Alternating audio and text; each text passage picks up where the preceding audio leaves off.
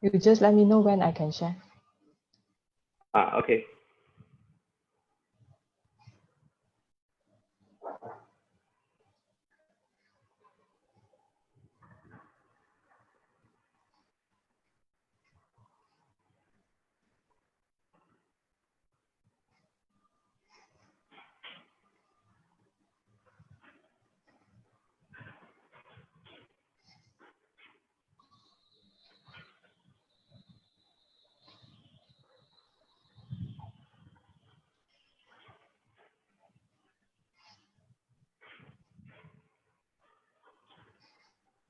Hi, good evening, everyone. A very warm welcome for joining our Facebook Live section. My name is Lo. I'm proud to invite Dr. Teh Hoon Liang of Bagan Specialist to give us a sharing on this evening. In this hour, Dr. Teh will sharing to topic of impact of COVID-19 on older adults. If you have any questions, please feel free to leave to us in the Facebook page column. Pass the floor to Dr. Teh. Thank you, Lo. Hello, good evening, everyone. I'm Dr. Teh Hoon Liang. I'm a visiting consultant geriatrician to Bagan Specialist. So before I start my topic of presentations, I would like to make a few declarations before my presentations. Number one, I don't have any conflict or interest. I'm not selling any things or any service. Number two, I'm not an expert in COVID-19. Number three, this is a lot of people asking me, there's some misconception about this COVID-19 and this misconception leading to fear in the public. And upon request of the Joy Club of Bagan Specialist Center, so we think there's a need for me to share some knowledge about this COVID-19, especially on older adults, because I'm a geriatrician. Okay, so let's start. So the outline of the presentation today, number one, I'll bring you through to know our invisible enemy first. Number two, we need to know our own self-defense mechanism. So to fight in a war, you need to know your enemy, to know yourself, then only you can win the war, right? So number three, we'll talk about impact of COVID-19 on older adults. Number four, we'll talk about some prevention measures. Last, we'll clear some myths and give in this COVID-19. Okay. So question number one, what's the difference between virus and bacteria? Yeah, there's a lot of people confused about these two things, virus and bacteria. So let's look at this video and see what's the difference.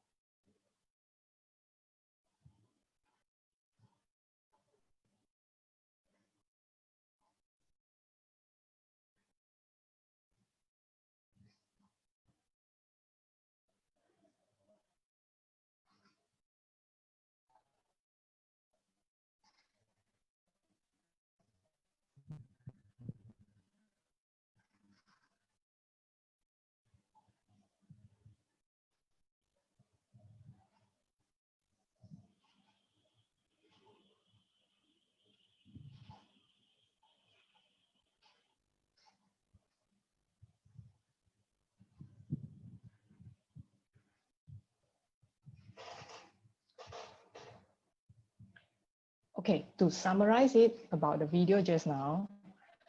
So bacteria bacteria, virus, both can cause infection to our body. So bacteria, both are also unicellular microorganisms, means it is one cell. Unicellular means it only have one cell. Yeah. Organism means living beings, living creature. Micro means small. So it's a one cell, small living creatures. Okay. So whereas virus, in biology, we don't consider it as an organism. So we don't really classify it under as a living creature. Okay. So bacteria itself, they themselves can self-replicate. They can multiply themselves as long as there's enough nutrition, the environment is suitable, they can replicate themselves. We call it reproducing. Yeah. But virus, they need a host. They will enter the host and then only they can replicate themselves. Without the host, the virus will die. Okay. So the size of these two things, bacteria is bigger than the virus. So virus is around 20 to 250 nanometer, whereas bacteria is 0.5 to 2 micrometer. So micrometer is 1,000 times bigger than the nanometer. So by this looking at the size, so we can say that the biggest virus is even smaller than the smallest bacteria. Okay. And bacteria, majority of the bacteria found in this world are harmless. In our world, there are many bacteria, many types, but only 1% which is harmful to our body. Yeah. For example, lactobacillus, all that we drink in the yogurt, all these yogurt drinks, lactobacillus is actually very good to our body. And our own body, on our skin, we also have some good bacteria. In our gut, also have some good bacteria. So there are good bacteria and bad bacteria, and majority of the bacteria are harmless. But virus, most of the viruses are harmful. For bacterial infection, doctor usually can treat with antibiotics. With virus, some of the virus infection is self-limiting. Self-limiting means you can heal yourself without treatment. For example, influenza, common flu, so you can heal yourself. And some can treat with antiviral, for example, chickenpox. Yeah, there are antiviral available. However, there's no treatment for some viral infection, there's no treatment. Okay. So the common example for bacterial infection, for example, typhoid, tuberculosis, cholera, these are the common names that people know. Of course, urinary tract infections, lung infection, pneumonia, brain infection, bone infection, all these can cause by bacteria also. Yeah. And virus, the common viruses that we know is like influenza, common flu, hepatitis A, hepatitis B, hepatitis C, all these are caused by virus. HIV caused by virus, by the name HIV. And chickenpox, measles, mumps, all these caused by virus. And you notice a lot of, not a lot, like chickenpox, measles, mumps, we have vaccinations against it. Yeah, so that's why the incidence now is a bit lower. Not a bit lower, it's much lower compared to the last time. Okay, so I hope it clear your mind about virus and bacteria. How about dengue? Dengue, is it a virus infection, bacteria infection, or parasite infection? Okay, dengue is actually a virus infection. This virus live in the mosquito as a host, then mosquito bite us, the virus go into our body, and then we become another host, and then we get the disease. So dengue is a virus. Dengue can cause death also. So actually dengue is more common in our country than coronavirus. Okay, so just to let you have some common knowledge about virus and bacteria, I hope you are clear. Okay, so next is let us know our enemy, the current enemy. So COVID-19 is the name of the disease, coronavirus disease. COVID means coronavirus disease. 19 is happened in 2019. And the name of the virus, now we name it as SARS-CoV-2. SARS, S-A-R-S means severe acute respiratory symptoms. The coronavirus 2. So the SARS-CoV number 1 generation is the SARS that happened in 2003. Yeah. So this virus, it is spherical in shape, rounded in shape. The size is about 125 nanometer. The viral envelope consists of the lipid layer in which there's a membrane, envelope and spike structural protein are anchored on the lipid layer. Lipid layer means fat. Lipid means fat, yeah. So the envelope, the surrounding, the virus is actually made by a fat layer. And then on top of fat layer, there are many proteins. And all these spikes proteins are the one making the appearance, it looks like a crown. So the word corona, it means from Latin word, it means crown. So when we look under microscopic, electron microscopy, it actually appears like a crown. Yeah. So virus is very small. You only can see under electron microscopy. Whereas bacteria is bigger, we can see it under usual light microscopy. Yeah.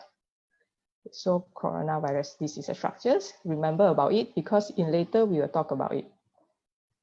So a bit of history of coronavirus. So coronavirus have been detected since 1930s in the history, in animals such as the swines, the cattle, horses, camel, cat, dogs, rodents, birds, bats, all these things. Yeah.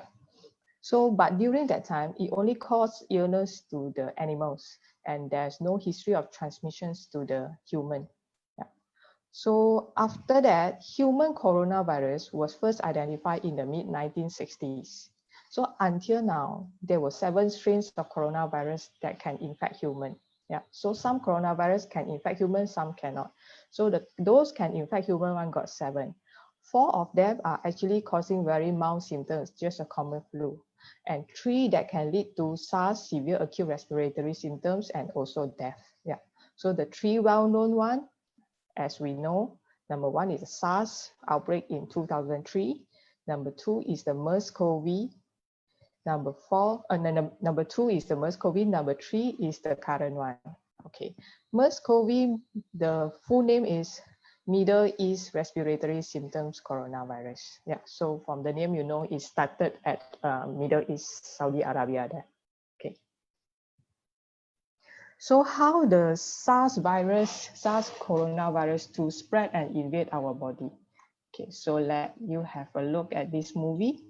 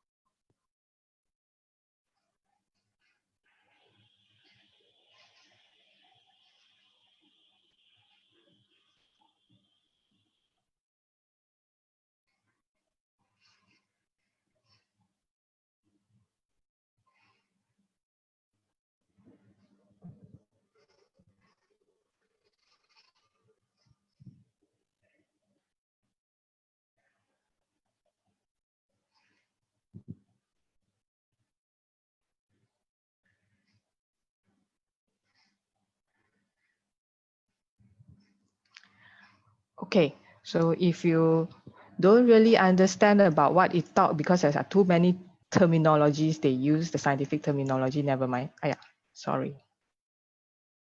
So I will brief you about this. Sorry. So number 1, this COVID-19 virus is spread by droplets. Okay, so droplets means it in the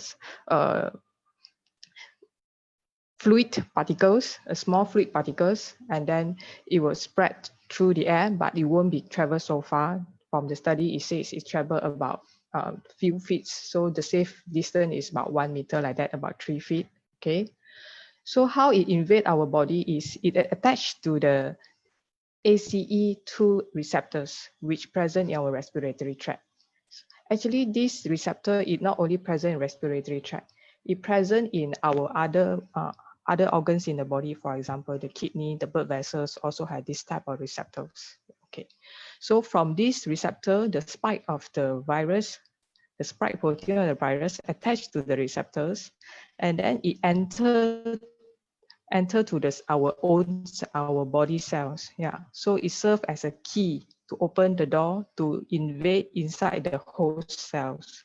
So after the virus went into the host cell, it used up the materials inside our cells for its own replications. So it's like a thief. It went into your house, use your house materials to make their own belongings. Yeah. So after they replicate many of the viruses, it will release out new viruses from the cells, and then the cell that invaded by the virus, it will die, cause cell death or apoptosis. So this is a simple explanation about how this virus work in our body. Okay. So let's look at this one. Compare the mortality rate. Mortality rate means the death rate of these three coronavirus, the SARS, the MERS-CoV, and the current COVID-19. So the mortality rate for SARS is about 9.2%. MERS-CoV is the highest, 37%. And the current COVID-19 is 6.2%. This is worldwide mortality. Of course, if you look at the worldwide data, different countries have different mortality rate. Yeah. This is the worldwide data.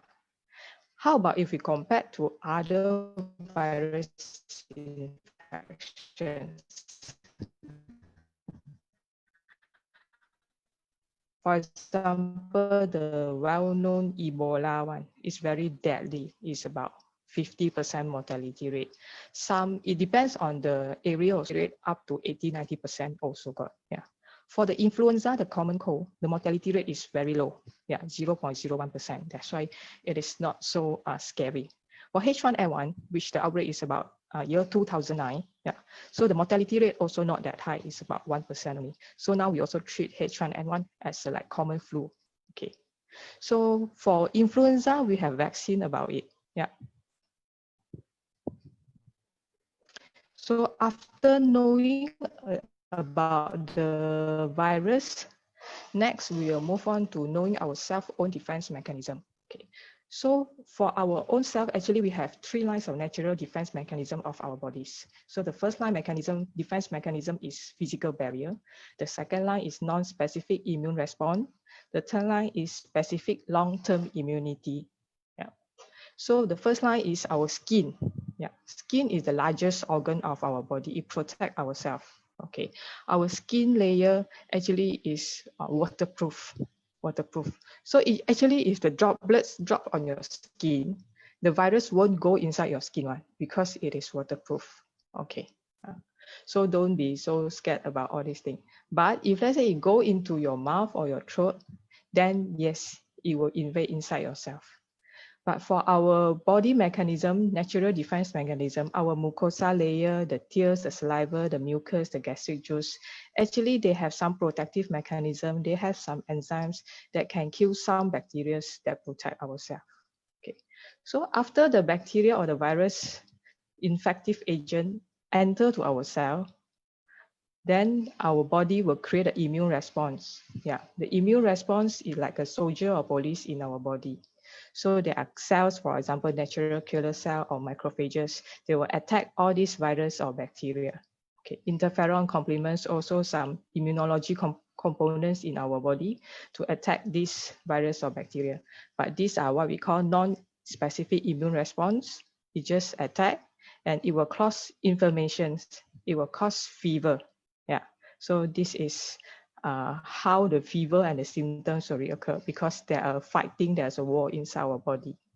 So after all this fight, there are other cells in our body, for example, T lymphocytes, B lymphocytes.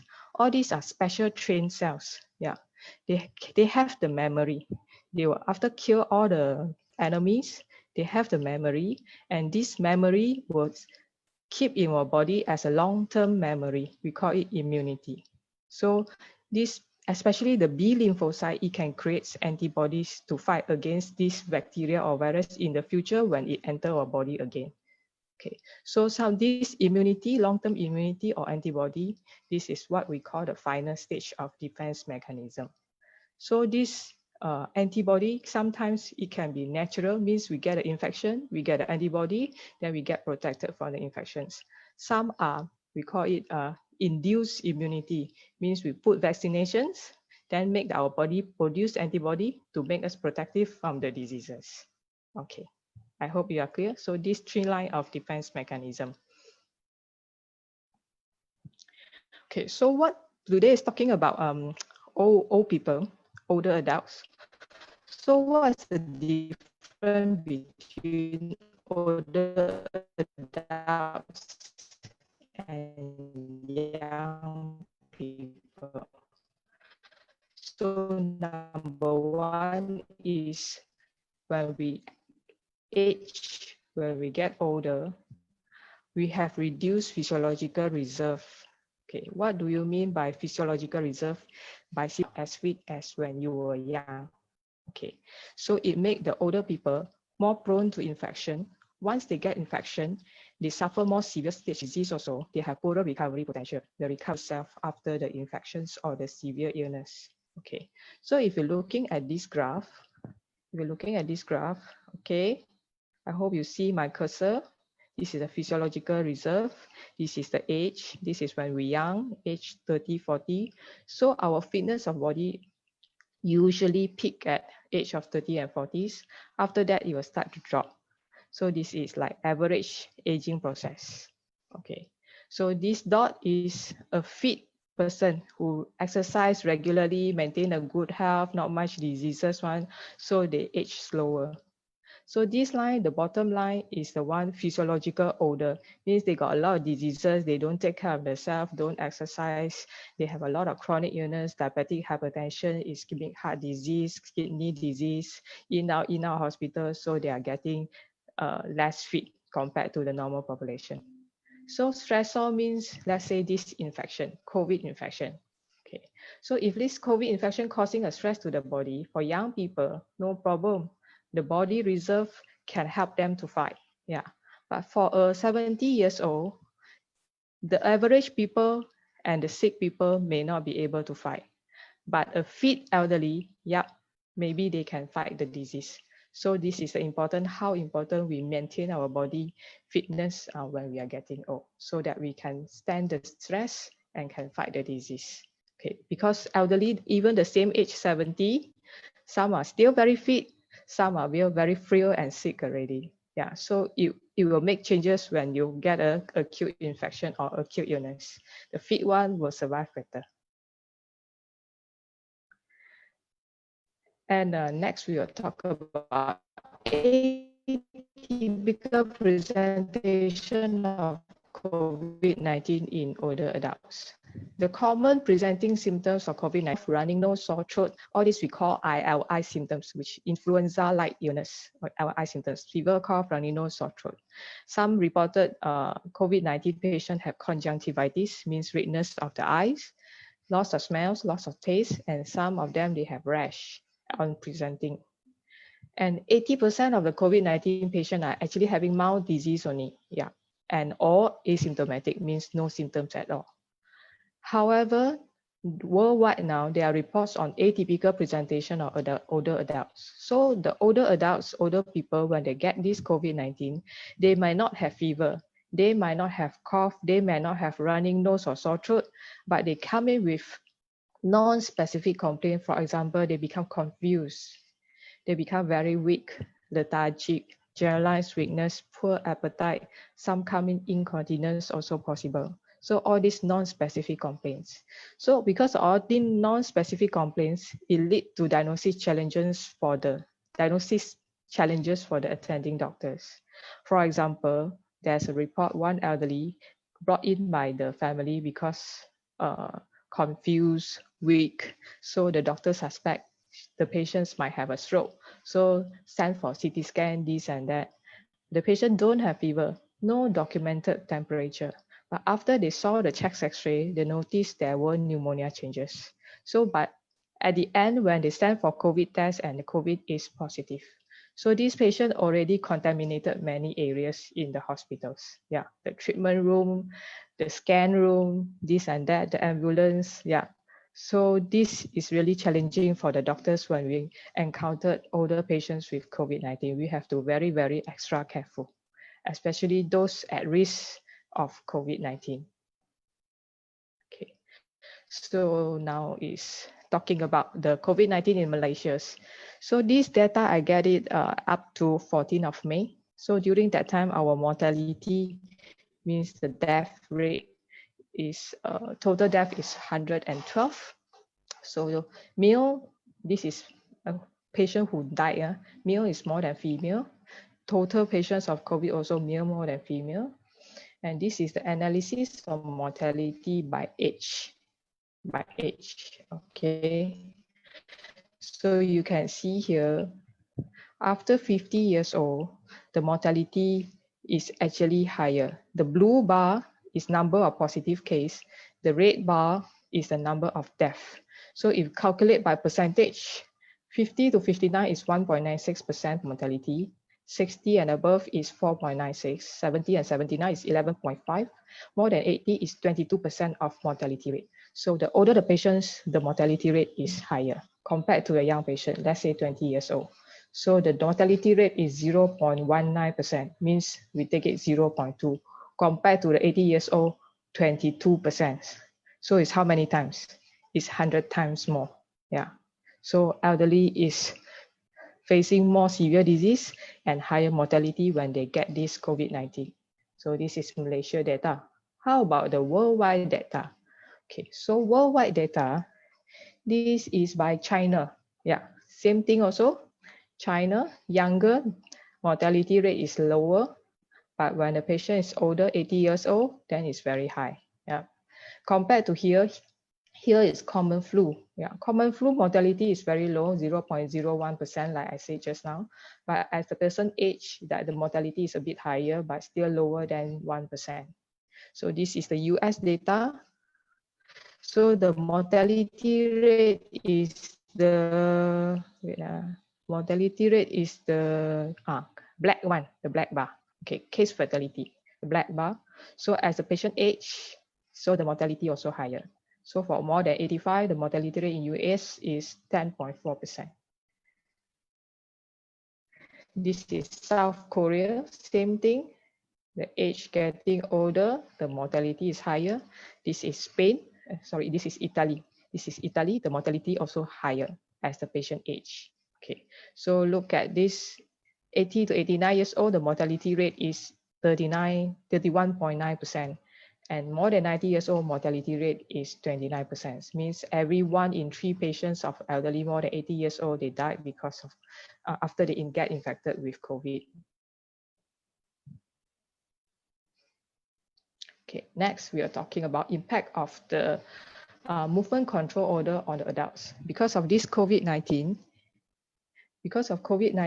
and then the government have to introduce this movement control order to control the spread of the disease. But these movement control orders also affect some people. So those vulnerable ones are those from lower socioeconomic status, means poorer one, those staying alone punya elderly, those with physical disabled or mentally disabled, the dementia patients or these stroke patients who cannot move themselves to get food, this and that, yeah. And those with lower education background and those IT illiterate one, also they are vulnerable group to get these bad side effects of this movement control order. So mainly the problem we are facing are food, daily groceries, and medical care. So medical care, because a lot of them, those elderly, they have chronic illness. So for example, diabetes, hypertension, heart disease, all these things that they need continuous follow-up and medications. Because of movement control order, a lot of patients, they miss their follow-up or they miss their medications because they cannot come out. Then this lead to further problems. Or some elderly, they have acute illness, they fall sick at home, but nobody can bring them to see doctors. Yeah. So mental health also, some elderly, they are well one, but because of this MCO, they are quarantined at home, they cannot go out socialize with the friends, they feel depressed, some will feel very anxious, some will feel loneliness, some will feel stress. Okay. So in Ministry of Health of Malaysia, we noticed this one and they come out with this diagram. They're telling people, if you or your loved one suffer symptoms of emotional disturbance, please call for help. Don't keep it to yourself. Okay. So for example, poor sleep, poor appetite, always worrying excessively, and being very sensitive and emotional, a bit also crying.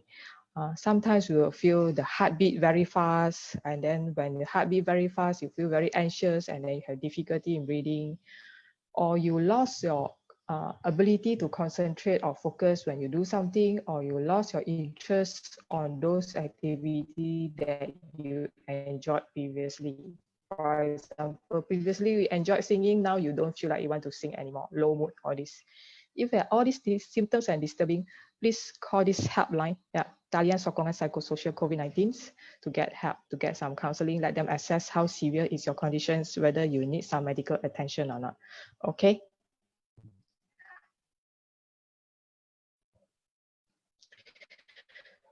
So for those who are staying together with older patients, older persons, or you have elderly at home who stay alone while you need to take care of them. So there are a few things you need to make sure they are all right during this movement control order. For example, buying enough chronic illness that need medication, make sure they have enough supply of medications. So don't worry, now a lot of hospitals or clinics, they have this medication delivery service. So you just need to call the pharmacy to arrange for it, then they will pack the medicine and send to your house. And then if they fall ill, please go and seek medical attention at clinic or hospitals. They need emotional support. If you bring them out, please make sure they wear masks, and then keep a safe social distance of 1 meter from others, and then keep a good hand hygiene. After they went out, don't simply touch anything. After they touch, they must wash hands frequently. Okay. So those high risk group except elderly, pregnant lady, patients with chronic illness, and patients with low immunity, those also categorized as high risk group. So we need to protect them, not only elderly. Okay, so now we move to next is preventive measures. So our Ministry of Health will come up with the slogan 3C and 3W. Okay, we talk about 3C first. 3C, avoid 3C. C means crowded places. So we see crowded places, then you don't go. Okay. Confined spaces and close conservations. So these three you need to avoid.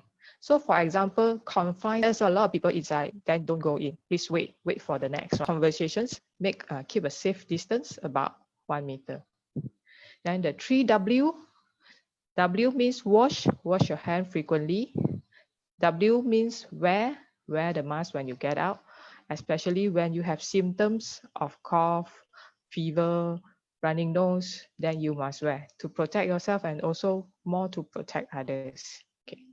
Number 3 is warn. When you have warning symptoms, you are not well, please go and seek medical attention. Don't keep it yourself at your home, worry about quarantine, then you don't want to seek treatment. This is not good. You are putting the population at risk. You are putting your community at risk. Okay, so stay at home. If you have nothing, don't simply go out. But when you need to go out, please make sure you wear mask, keep a social distance. Okay, and then disinfection, always clean up your house. When you come back from outside, please clean your hand first before you touch anything in your house. Okay, maintain a good hygiene. And then cough ethic, when you cough, please cover your mouth and nose. Of course, not everyone wearing masks, so somehow you're protected already. Okay. Next, we move to wash hand. Can wash hand kill coronavirus? Okay, let us look at this video. There's some scientific theory behind wash hand.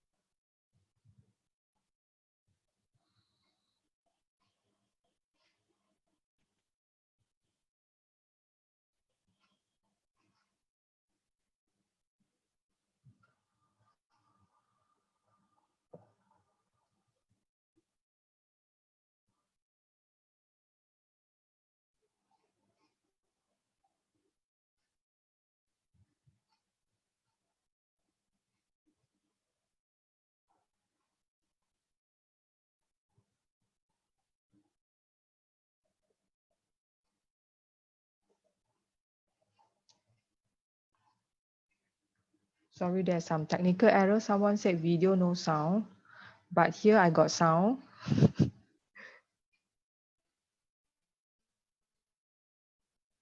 Hello? Can you help me? Video no sound. Okay, I try and see.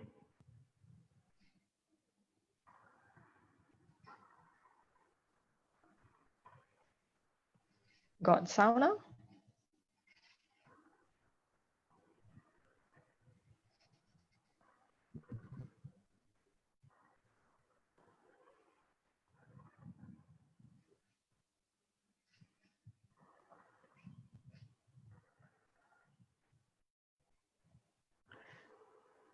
Got sound now? Yeah, already. Okay, thanks.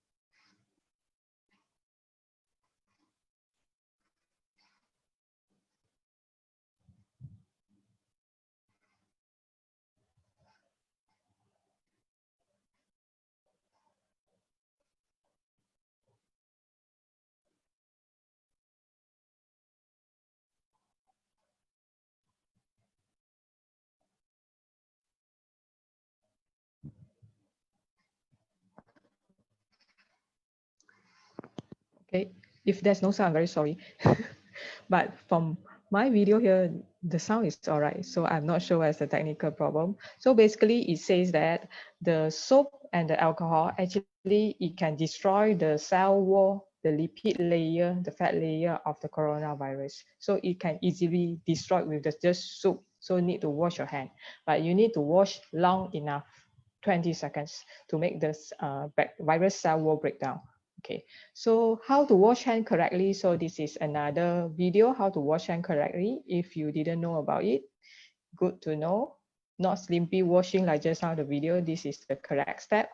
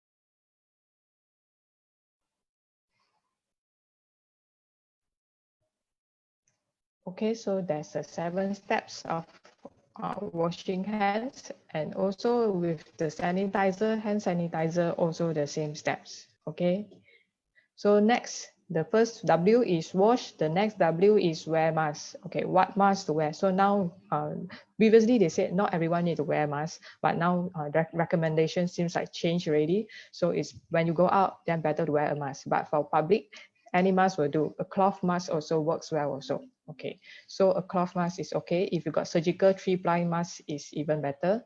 So if you look at this chart here, so if let's say this one COVID-19 carrier didn't wear a mask, and this healthy control, you wear a mask, and then the transmission probability is about 70%. But if let's say this COVID-19 carrier, she wear a mask, and this healthy control didn't wear a mask, the transmission probability is dropped to 5%. So it is important that when you are not well, please wear a mask, protect others also. So if let's say both also wear a mask, then the transmission rate is dropped further. Okay, so to protect yourself and protect your family, when you go out, please wear a mask. Any mask will do. So about just now the soup, also the education said any soap will do, not necessarily antibacterial. Yeah, so any soap will do. It can destroy the coronavirus cell wall. So last one is a warning. If let's say you have any fever, cough, running nose, numbers of the CPRC's response center of the whole Malaysia, you can get the contact and call them up how to get help. Okay, don't worry, later in the last slide, I will show you where to get all these informations. So for those running aged care facilities, means nursing homes, old folks homes, there are some guidelines by Ministry of Health. So usually if let's say you have group activities, please limit your group activities. So staggered time for your activities, for example, the exercise, physiotherapy, don't cram everyone inside the room. So you limit like a few people in the room, keep a good social distancing when you do the activities, then separate them out, and then maintain good hygiene throughout the whole activities and the whole nursing home. And then for the staff, must wear masks, and then daily check the staff for the temperature or any cough and cold symptoms. For the visitors, try to limit your number of visitors each time. So for the visitors, we advise them to screen all the visitors with these 3 questions. Number 1, ask them, do you have contact with any COVID-19 patients? Number 2, do you have any history of traveling out of Malaysia in last 14 days? Number 3, do you have the ILI symptoms? ILI symptoms means influenza-like symptoms, cough, running nose, fever, shortness of breath. Then check their temperature. So if they are okay, then only you let them in to visit the residents. So if the home resident is sick, please send to the nearest hospital or clinic for further assessment. Don't keep them in your center. So lately, Ministry of Health come out with the statement that if let's say the nursing home residents was admitted to the hospital before discharge, the treating doctor must run a COVID-19 test to make sure they are negative before sending back to their nursing home. Yeah. So last one, the preventive measure is eat healthy, balanced diet, regular exercise, enough rest at night, maintain good mental health status. This one is to boost up your immunity so that you won't get infection easily. Okay. So last about the myth and the facts already, finishing soon. So there are misbelief that since alcohol is effective to cure coronavirus, not. So drinking alcohol does not protect you from coronavirus infection, and it can be dangerous if you take high concentration of alcohol. So number 2, injecting or consuming disinfectant bleach can kill coronavirus in our body. So this is not true also. This happened in US, a few people died because of this. So no, you will kill yourself first. I think this one everyone know.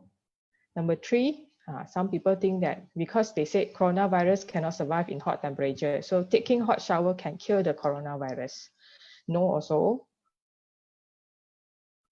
Coronavirus can survive up to to temperature of 56 degrees Celsius. So wind injury. So usually when the hot shower, if you turn the temperature up to 38, 39, 40, it's super hot already. I don't think 56 degrees Celsius you can stand it. So still using soup is the best. Okay, simple measure using soup. So wearing gloves when I go outside give extra protection against coronavirus. No, also wearing gloves may give you a false sense of security. It does not provide your extra protections.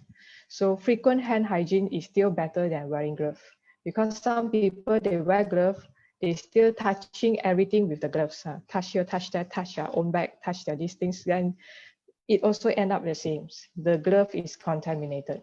So frequent hand hygiene is still better than wearing gloves. Okay. So get the correct information.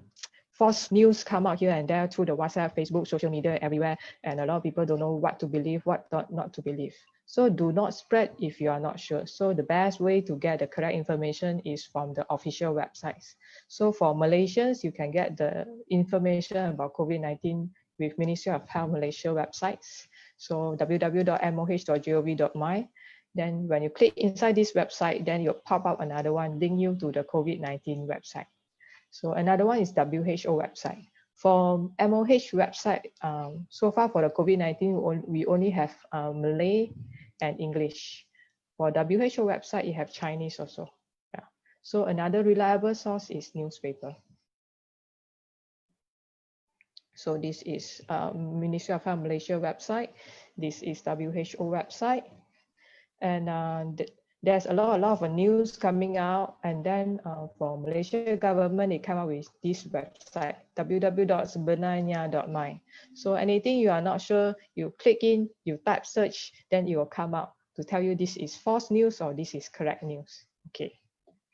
So that's end of my sharing. Thank you, everyone. So keep calm and stay safe. Let me see any questions. Yes, Dr. Teh, there's a question from Mr. Tan Peck King. I believe it's a Mr. It's asking USA has the highest mortality rate, which means they have the highest number of elderly people. What is the range of age affected by this? US doesn't have the highest mortality. The US has a higher mortality rate. Or you mean world as a whole? As a whole, US has a higher mortality rate. Is it? Yeah. Oh, okay. And they have the highest number of elderly. What is the range of the age affected by this? Range of the age affected by this. All age will be affected, but I think throughout worldwide. Okay, let me see back the US punya data that I show.